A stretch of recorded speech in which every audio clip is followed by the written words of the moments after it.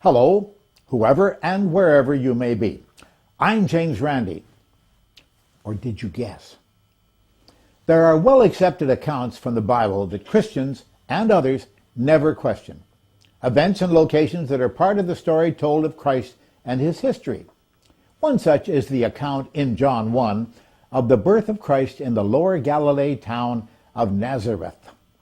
This town is not mentioned at all in the Old Testament, nor in any of the extensive rabbinical literature, and the only established site there is the ancient town water well, now referred to, no surprise, as Mary's Well.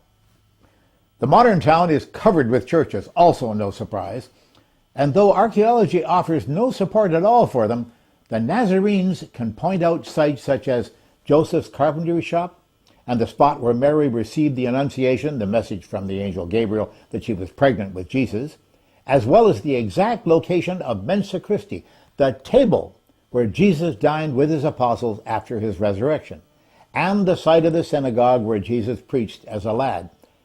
But Nazareth may be overrated as an historical site that proves the inerrancy of the Bible. Author René Salm has written The Myth of Nazareth, the Invented Town of Jesus, a book that effectively demonstrates the controversial archaeology of the town where the Bible has Jesus Christ being born. Of course, the religious faction has reacted furiously to the book, specifically in the Bulletin of the Anglo-Israeli Archaeological Society, BAIAS, which devotes some 47 pages to 5 angry rebuttals. There is, we are told, an ambitious commercial enterprise presently under construction in Nazareth to rescue the facts about Jesus' hometown. It's a resort known as Nazareth Village. It is designed to eventually contain streets and several dozen stone houses inhabited by actors and storytellers in authentic garb, who will illuminate the life and teachings of Jesus, a notion perhaps inspired by the phenomenal success of Disneyland, where Tinkerbell and Mickey Mouse are seen flitting and strolling about, also in authentic garb. As of 10 years ago, an international consortium of Christian groups called the Miracle of Nazareth International Foundation had raised some $60 million for the project, with contributors in the U.S. such as former President Jimmy Carter, Pat Boone, and Reverend Reggie White, formerly a Green Bay Packer football star.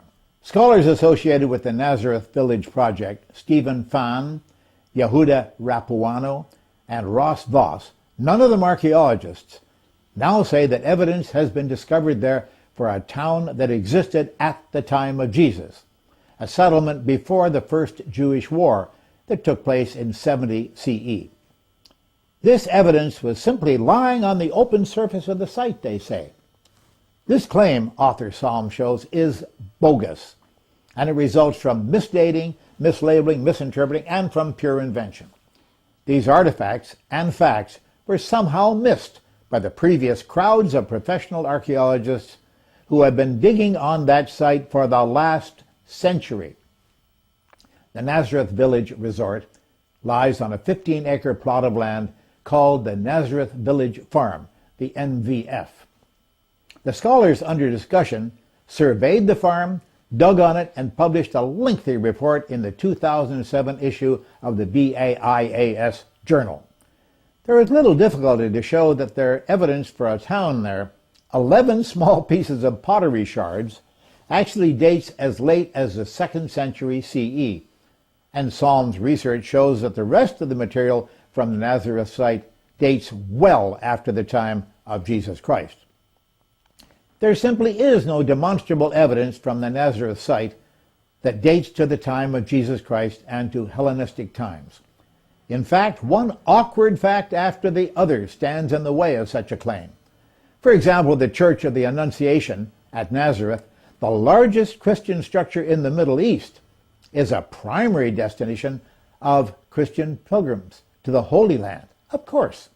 It is there that the faithful believe Mary received the Annunciation from the Archangel Gabriel at her home, but the existence of a number of tombs directly under the structure, firmly established by archaeologists, is just impossible, since, for the faithful, tombs have no place under such a structure.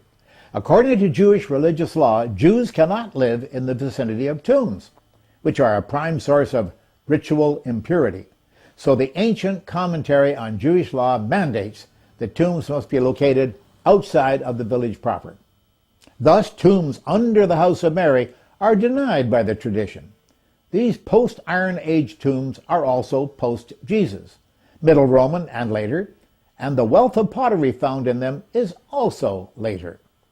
Consider continuing pilgrimage to Nazareth, which fortifies the convictions of the true believer while supporting the community financially, depends on the sanctity and the reputation of the site. As author Psalm points out, perhaps the entire Jesus story depends on it too. He also tells us not to be too surprised if remarkable finds at Nazareth conveniently appear in the next few years, finds that substantiate a settlement there at the time of Christ. To fit the demands of the Christian tradition, the upcoming material will have to be early and non-funereal. And just recently, as if Psalm himself had prophetic powers, the NVF now reports that a cache of Hellenistic and early Roman coins has recently been found at Mary's Well, at the northern end of the Nazareth Basin.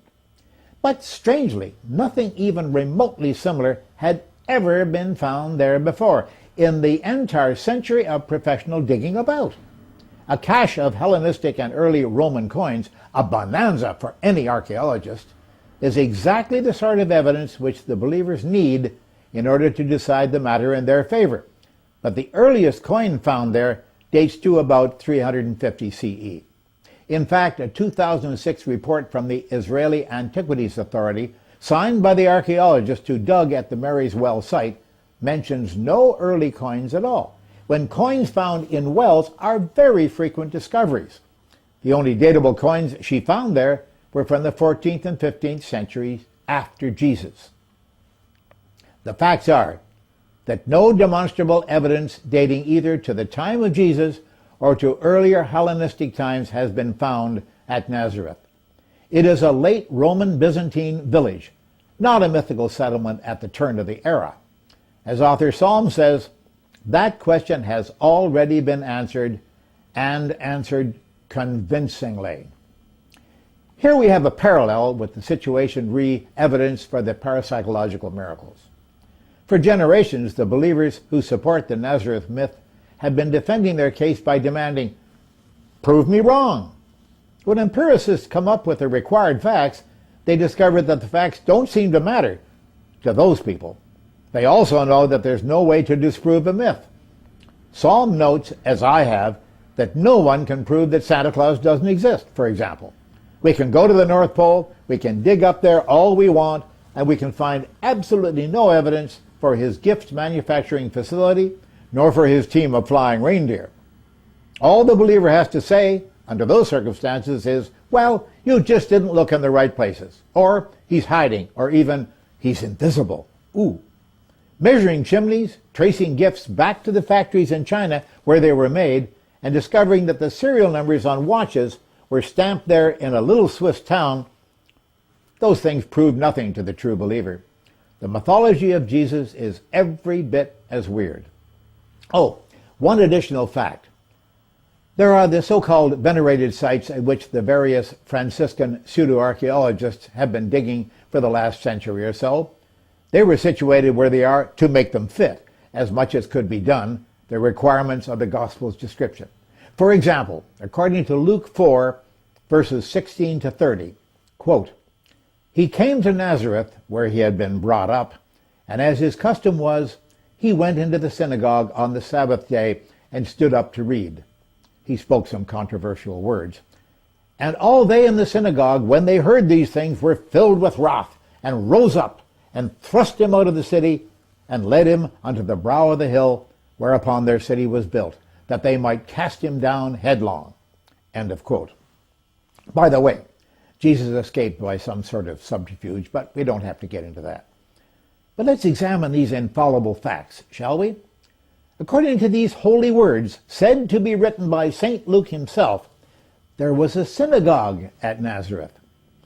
But extensive archaeological excavation, over a century remember, has only found the city well, nothing else. Not one stone of construction remaining from this temple, anywhere in the vicinity. Also, there is no Nazareth Hill, thus no brow of the hill, nor cliff exists, or existed, within the last 100,000 years. There is no such elevation, nor is there any reasonable place where such a cliff could have existed. The bare fact is that no evidence of buildings or cliffs of any kind dating to the turn of the era has ever been found at these venerated sites. The tourists are barking up the wrong tree.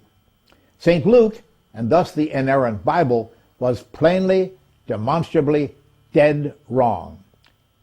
Shall we also question the rest of the Holy Bible? Yes, I think so. We thank you for watching this latest episode of James Randi Speaks. For more of James Randi and the Educational Foundation, make sure you visit randi.org.